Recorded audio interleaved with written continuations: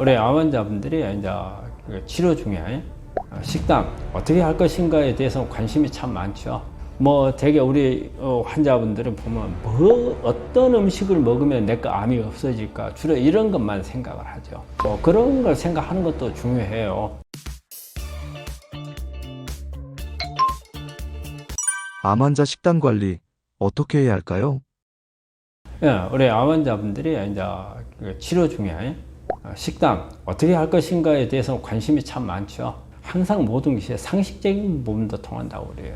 그래서 우리가 음식을 먹는데 뭐 되게 우리 환자분들은 보면 어떤 음식을 먹으면 내거 암이 없어질까 주로 이런 것만 생각을 하죠.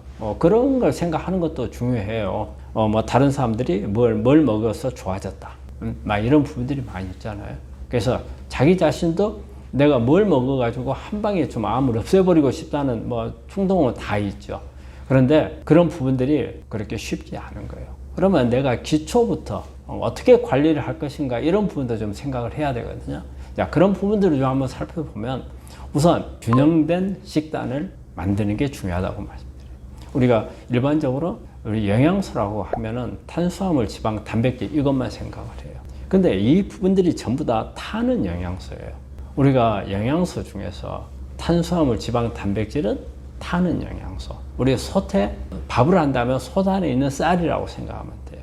근데 이것만 가지고 우리가 밥을 할 수는 없잖아요. 그러면 이걸 태우는 영양소가 있어야 돼요. 태우는 영양소는 비타민, 미네랄, 물이에요. 그리고 솥 안에 물이 있어야죠. 물 없으면 밥 다 타버릴 거 아니에요. 그 다음에 우리가 불을 피우잖아요. 불을 피우면 불쏘시개가 있을 거고 또 불꽃이 있을 거 아니에요. 그래서 이런 불쏘시개나 불꽃이 되는 것은 미네랄과 비타민. 그래서 이 6가지를 우리가 보통 이제 6대 영양소 이렇게 말하죠. 이 영양소들의 균형을 맞춰야 돼. 우리가 건강한 사람과 암 환자가 맞는 균형은 조금 달라요.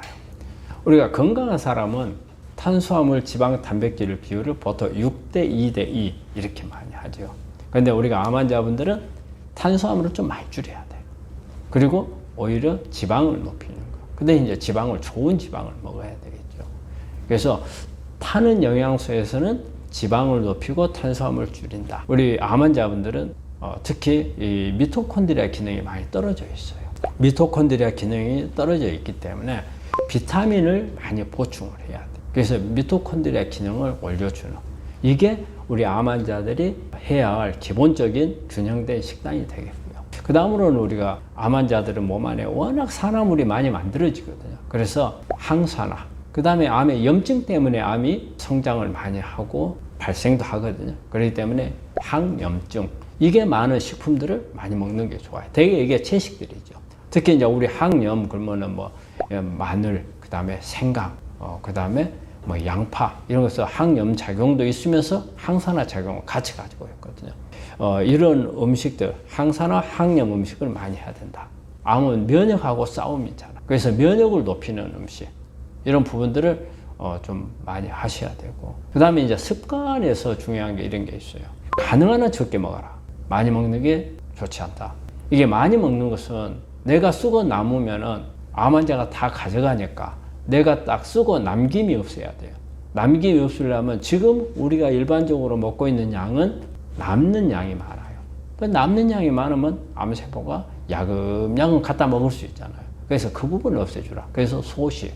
그 다음에 순간적으로 어때 혈중 농도 같은 것을 높일 수 있어요. 빨리 먹거나, 폭식, 속식. 그 다음에 너무 한꺼번에 많이 먹는 거. 그 다음에 폭식. 이런 부분들도 좋지 않아요. 혈중 농도가 순간적으로 많이 올라가는 게 아주 안 좋은 겁니다. 같은 양을 먹더라도 나눠서 조금씩 먹는 거는 우리가 암세포가 이용을 많이 못하게 바로 들어오자마자 인슐린이 세포 안에 그냥 집어넣어버리거든요.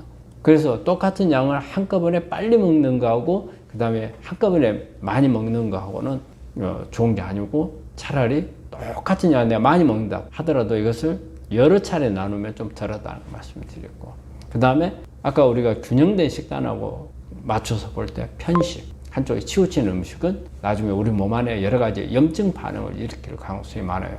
예, 균형이 깨졌기 때문에.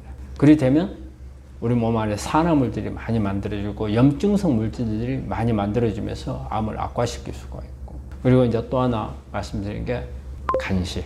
간식을 많이 먹는 것은 썩 좋은 건 아닙니다. 우리가 칼로리가 없는 간식은 괜찮지 않느냐 이렇게 생각을 하는데 어쨌든 음식을 먹게 되면 또 우리 장은 또 일을 해야 되거든요. 그렇기 때문에 장은 쉬어줄 때는 제대로 쉬게끔 해줘야 되는데 간식이 들어오게 되면 쉬지 못할 수가 있고 그 외에도 뭐 구운 음식이라든지 그 다음에 짠 음식이라든지 이런 부분들을 조심하는 이런 식기 습관을 좀 하셔야 되고 그리고 또 하나 중요한 게 있어요.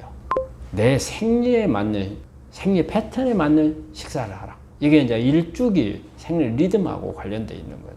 예를 들어서 아침에 일어나자마자 지금 머리도 막지도 못하고 몸도 막 찌뿌둥하고 그 다음에 입맛도 없고 그런데 돼지고기 갖다가 주워보세요. 먹기 어렵잖아요. 내 몸에서 소화도 잘 못 시켜요. 그리고 또 저녁에는 먹고 쉬어야 될 건데 막 몽땅 먹어버리는 거예요. 그러면 이게 생리 리듬이 안 맞는 거예요. 그래서 일반적으로 생리 리듬에 맞는 것은 탄수화물 같은 경우는 우리 아침에 소화효소도 많이 나오고요. 인슐린도 아침에 제일 많이 나와요. 그렇기 때문에 탄수화물 같은 경우는 주로 오전에 먹는 게 좋아요. 우리가 그러기 때문에 야채 주스니 뭐 녹즙이니 그 다음에 뭐 빵 종류니 되게 아침에 먹는 걸로 아마 자료들 보시면 나올 거예요. 그거는 바로 그것 때문에 우리 생리적으로 탄수화물을 가장 소화를 잘 시킬 수 있는 게 아침이에요. 아침을 먹고 그 다음에 우리가 점심때가 어때요? 하루 중에 가장 에너지가 많이 소모가 될 때예요. 근데 우리 몸에서도 생리적으로 지방 소화를 잘 시키는 게 점심때예요.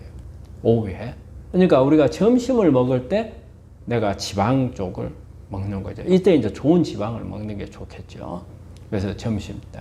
그 다음에 저녁 때는 탄수화물, 지방, 단백질을 어느 거라고 관계없이 중요한 건 양을 줄이는 거예요. 적게. 왜? 먹고 나서 일할 일이 없잖아요. 자고 쉴 거 아니에요. 그럼 많이 먹을 필요가 없지. 많이 소모도 안 돼요. 근데 대부분의 우리 암 환자분들이나 뭐 일반인도 마찬가지예요. 습관적으로 저녁을 많이 먹어요. 그렇기 때문에 우리가 만성 질환들이 많이 발생을 하는 거예요. 예전에는 저녁을 많이 먹었지만 먹을 게 별로 없어가지고 아침, 점심, 저녁이 다 적었어요. 그러니까 뭐 저녁에 많이 먹고 하더라도 괜찮았어요. 양이 적었으니까. 근데 요즘에는 사실 너무 풍족하잖아요. 그러다 보니까 내가 나한테 필요한 것 이상으로 먹는 패턴이 됐잖아요. 그럴 때는 저녁을 줄여야 되는 거죠. 저녁에는 가능한 적게 먹어야 된다. 이런 게 바로 이제 우리 일주기 생리 리듬하고 맞추는 식단이거든요. 그렇기 때문에 이런 걸 지키는 게 우리 암 환자들이 중요하게 생각해야 할 아마 식단 관리가 아닌가 생각합니다.